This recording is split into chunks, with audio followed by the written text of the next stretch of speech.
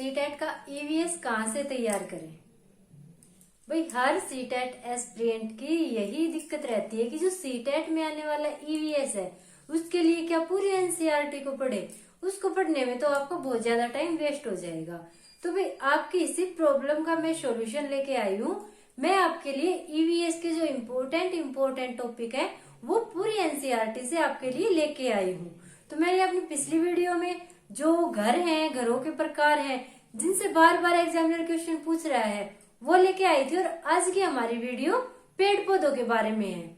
जितने भी पेड़ पौधे एग्जामिनर पूछता है, एग्जामिनर के जो फेवरेट है, ठीक है, वो सारे मैं पूरी एनसीईआरटी से आपके लिए लेके आई हूँ। ठीक है, एनसीईआरटी 3rd to 10th तक जितने भी ये पेड़ पौधे थे जो इम्पोर्टेंट थे वो सब मैं आपके लिए इस छोटी सी वीडियो में लेके आई हूँ। ठीक है भाई, तो आइए भाई स्टार्ट करते हैं। ये सीटेट का ईवीएस का पार्ट है पेड़ पौधे, ठीक है, और एनसीईआरटी से रिलेट है भाई, एनसीईआरटी से लेके आई हूँ। तो भाई सबसे पहले हम देखते हैं कीटहारी पौधा। इसके बारे में सीटेट में 3-4 बार पूछा गया है कि कीटहारी पौधा होता क्या है। इसके नाम से देखो भाई, कीटहारी पौधा। कीटहारी पौधा क्या होता है भाई? कीटों को खाने वाला। ठीक है, कीटहारी क्या होता है? कीटों को खाने वाला, जो पौधा कीटों को खाता है। जैसे कि आपने किसी पौधे के बारे में सुना होगा, ये पौधा जब ऐसे खिल जाता है, मान लो इसका फूल जब ऐसे खिलता है, इसके ऊपर अगर भंवरा आके बैठ जाता है तो वो ऐसे बंद हो जाता है। ठीक है, और उसका पूरा खून निचोड़ के जब वो मर जाता है तो अपने आप उसको छोड़ देता है और ऐसे खुल जाता है। ठीक है, तो ये पौधा होता है कीटहारी पौधा, जो कि कीटों को खाता है। यह इंडोनेशिया और भारत के मेघालय में पाया जाता है। कहाँ पे पाया जाता है? इंडोनेशिया में और भारत के मेघालय में पाया जाता है कीटहारी पौधा।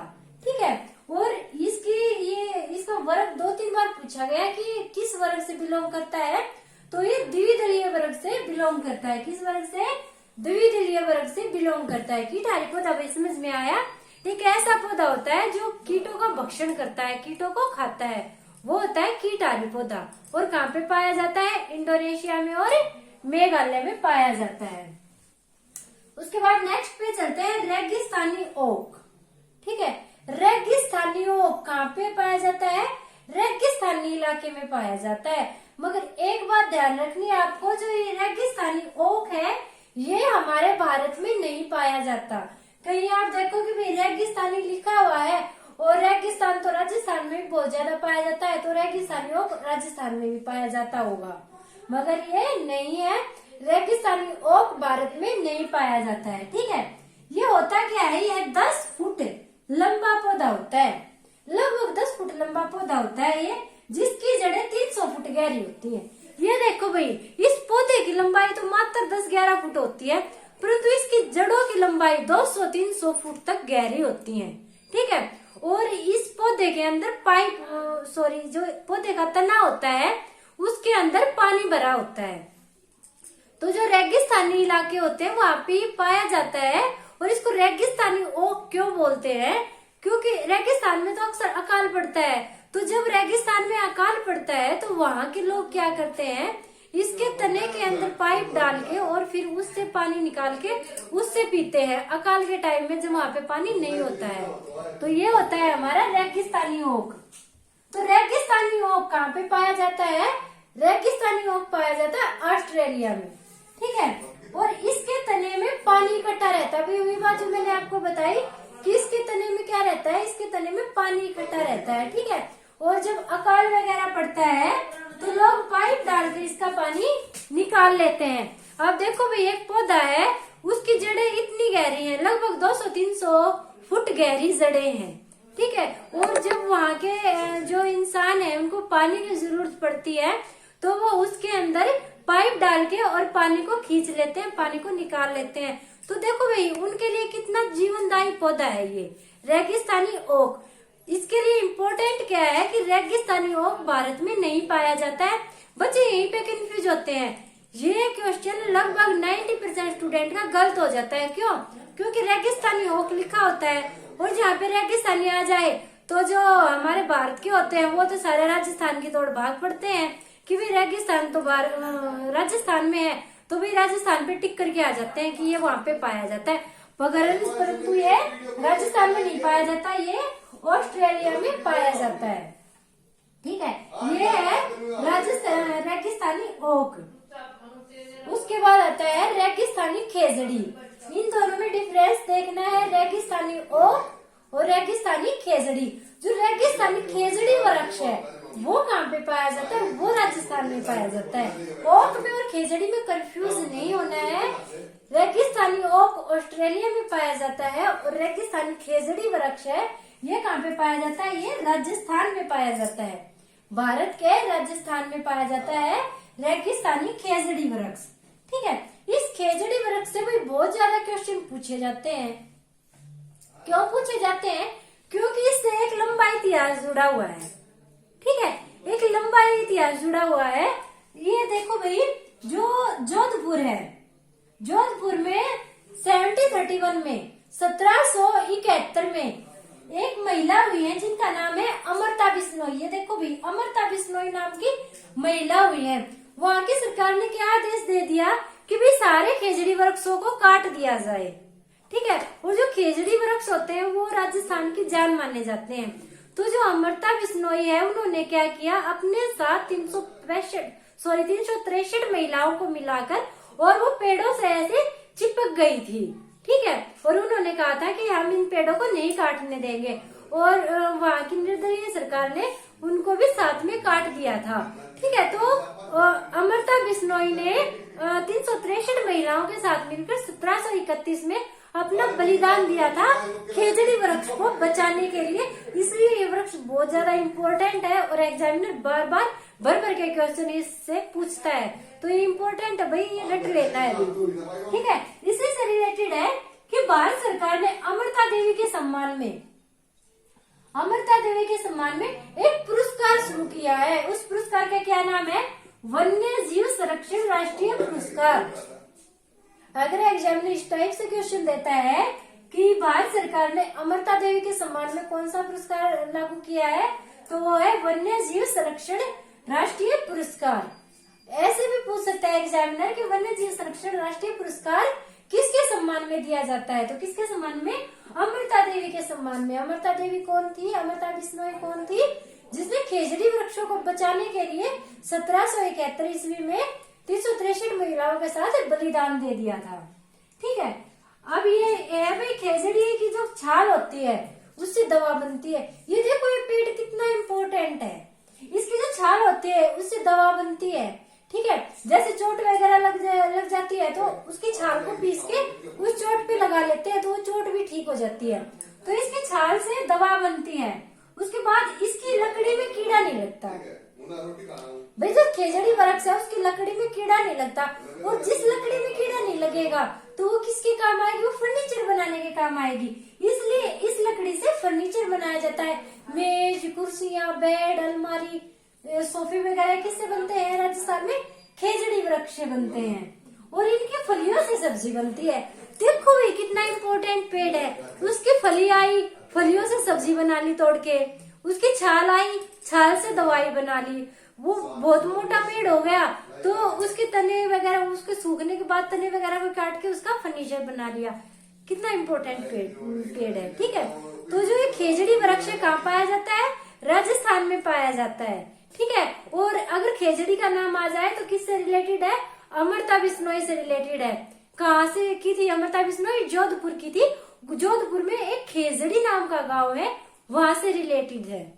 ठीक है, इनका किस्सा क्या है, इन्होंने 1731 में 363 महिलाओं के साथ मिलकर खेजड़ी वृक्ष को बचाने के लिए बलिदान दिया था। ये चीजें इम्पोर्टेंट है, आपको याद रखनी है। और इनके सम्मान में पुरस्कार कौन सा लागू किया है, वन्य जीव संरक्षण राष्ट्रीय पुरस्कार। आया भी समझ में, दोनों में कंफ्यूज नहीं होना है। रेगिस्तानी ओक ऑस्ट्रेलिया में पाया जाता है, रेगिस्तानी खेजड़ी वृक्ष राजस्थान में पाया जाता है। उसके बाद आता है बरगद का पेड़। बरगद का पेड़ तो मोस्टली आप सबने देखा होगा, हरियाणा में तो बरगद को क्या बोलते हैं, बड़। जो बड़ का पेड़ आपने देखा होगा, जो बड़ का पेड़ होता है बहुत बड़ा हो जाता है, बड़ को क्या बोलते हैं, कभी ना मरने वाला पेड़ बोलते हैं, क्योंकि बड़ की जो जड़ें होती है वो नीचे तक चली जाती हैं और फिर वो जड़ों से ही दूसरा पेड़ उगाता, सॉरी जड़े नहीं बोल सकते उनको, उनकी उसकी वो लट होती है, लताएं, जो लताएं हम पढ़ते थे बचपन में, वो लताएं डालियां होती है जो नीचे लटक जाती हैं, तो फिर जमीन में लग के और वहीं से दूसरा पेड़ उग जाता है उससे। ठीक है, तो बरगद से सहारा देने वाली जड़ें निकलती हैं, ठीक है, जिसको बड़ की दाढ़ी बोलते हैं, और बरगद कई सौ सालों तक जीवित रहता है। ठीक है, ये बड़ कम से कम मतलब कि 2-2 हजार साल तक जीवित रहने वाला पेड़ है बरगद, जिसको बरगद बोलते हैं और हरियाणा में बड़ बोलते हैं। उसके बाद आता है भाई केला। केले से 2-3 बार क्वेश्चन पूछा गया है भाई, एग्जामिनर कंफ्यूज करने के लिए क्या बोलता है कि क्या केला एक पेड़ है, तो नहीं भाई, केला एक पेड़ नहीं है, ये बात याद रखनी है, केला पेड़ नहीं है, नहीं है, नहीं है। कोई ये बोले हमारे घर में केले का पेड़ खड़ा है, तो केला पेड़ नहीं है, वो क्या है, पौधा है। कैसा पौधा है, साग का पौधा है केला। ठीक है, आपने बंगाल साइड में गए होगे अगर आप, तो आपने देखा होगा कच्चे केले से वहाँ पे सब्जियां बनाते हैं, केले की फलियों से सब्जियां बनाते हैं, केले के तने के अंदर जो होता है उससे सब्जी बनती है। तो ये साग पौधा होता है, केला पेड़ नहीं होता है, ये साग पौधा होता है। केले के बारे में इतना ही जानना काफी है, क्योंकि एग्जामिनर यही पे कंफ्यूज करता है कि केला पेड़ है या पौधा है, तो केला पौधा नहीं है, केला क्या है, पेड़ है। कैसा सॉरी, केला पेड़ नहीं है, क्या है, साग पौधा है। पत्तियों में हरा रंग क्लोरोफिल के कारण होता है। ठीक है, ये फैक्ट है, एक अलग से फैक्ट है, भी केले में ऐड मत करना इसको। जितने भी पेड़ पौधे होते हैं उनमें जो हरा रंग होता है, कई बार एग्जाम में पूछ लेता है क्यों, किसके कारण होता है, तो वो होता है क्लोरोफिल के कारण होता है। पत्तियों में हरा रंग किसके कारण होता है, क्लोरोफिल के कारण होता है। ठीक है, ये तो इम्पोर्टेंट पेड़। अब इन्हीं से रिलेटेड हम आ जाते हैं, जैसे कि रंगोली देख लेते हैं। ठीक है, तो रंगोली के नाम अलग अलग स्टेट में अलग अलग होते हैं। ठीक है, जैसे बिहार में रंगोली को क्या बोलते हैं, हरियाणा और मधुबनी। मधुबनी कहाँ की चित्रकला है भाई, बिहार की। चौकपूर्णा, चौकपूर्णा कहाँ से बोला जाएगा, उत्तर प्रदेश से। ये सारा एनसीईआरटी से डाटा उठाया हुआ है। ठीक है, तो इम्पोर्टेंट है, एग्जामिनर पूछ सकता है। चौकपूर्णा कहाँ की रंगोली है, उत्तर प्रदेश की। महाराष्ट्र में क्या बोलते हैं इसको, रंगोली को रंगोली बोलते हैं। रंगोली होती क्या है, जो रंगों से ऐसे मतलब कि कोई भी डिजाइन बना के नहीं बना देते हैं, फर्श पे बना देते हैं, दीवारों पे बना देते हैं, कपड़ों पे भी बना देते हैं। ठीक है, जो चित्रकारी होती है, इस टाइप से कोई भी डिजाइन बना देते हैं। तो महाराष्ट्र में इसको क्या बोलते हैं, रंगोली बोलते हैं। बंगाल में इसको क्या बोलते हैं भाई, बंगाल में अल्पना बोलते हैं। बंगाल में क्या बोलते हैं, अल्पना। और राजस्थान में मांडना। ये नहीं बोलते कि भाई घरों पे कुछ मांड दो, मतलब घरों को सजा दो, डिजाइन बना के सजा दो, तो ऐसे बोलते हैं घरों पे कुछ मांड दो। तो राजस्थान में क्या बोलते हैं, मांडना।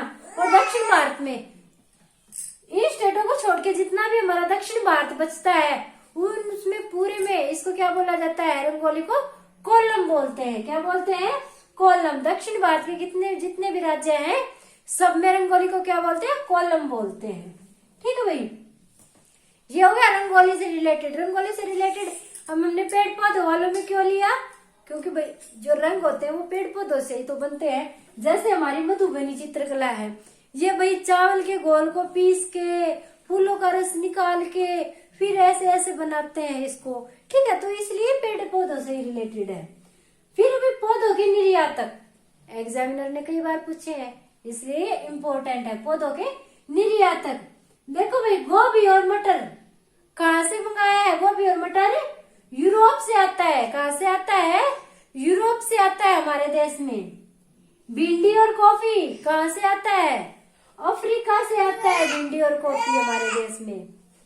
मिर्ची, आलू, टमाटर कहाँ से आता है, दक्षिणी अफ्रीका से आता है।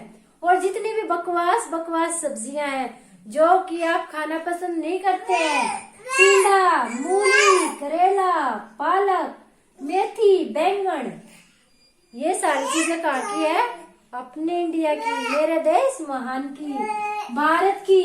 ठीक है भाई, याद रख लेना, जितनी बकवास सब्जियां हैं, बैंगन, मूली, करेला, पालक, टिंडा, मेथी, ये सारी कहाँ की है, भारत की सब्जियां हैं। और उसके अलावा मिर्ची, आलू, टमाटर दक्षिण अमेरिका के, भिंडी, कॉफी अफ्रीका का, और गोभी और मटर